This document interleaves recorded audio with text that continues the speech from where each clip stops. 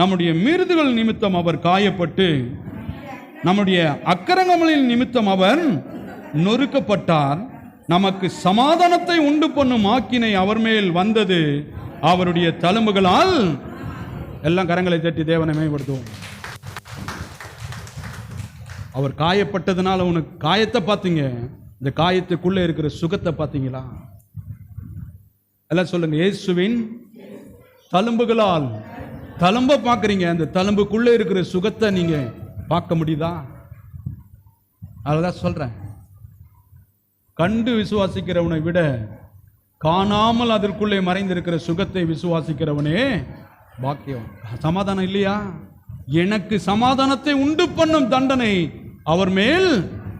தண்டனையை பார்த்தீங்க, அடி வாங்குறத பார்த்தீங்க, ஆனால் அந்த அடிக்குள்ள இருக்கிற சமாதானத்தை நீங்க என்ன பண்ணல, பார்க்கவே இல்லை. உலகத்தை தான் பார்க்குறேங்க, மனுஷனை தான் பார்க்குறேங்க, ஆனா மனுஷனுக்குள்ள இருக்கிற அந்த ஆவி மனிதன் எப்பேற்பட்டவன் என்பதை யாரால் என்ன பண்ண முடியல, பார்க்க முடியல.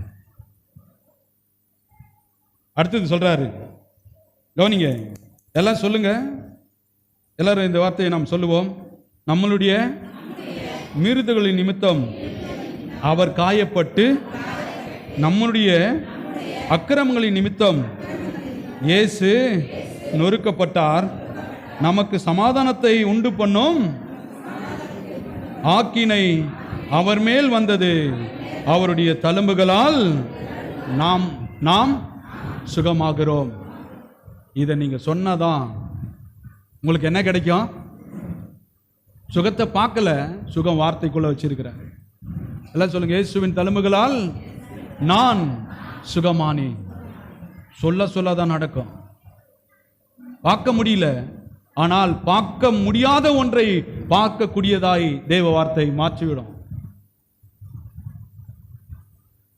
எல்லாரும் சொல்றாங்க, சிலுவையில் என்ன மாதிரி அடி வாங்கினாரு, என்ன மாதிரி துப்புனாங்க, எல்லாருக்கும் தெரியுது காணக்கூடியவைகள்.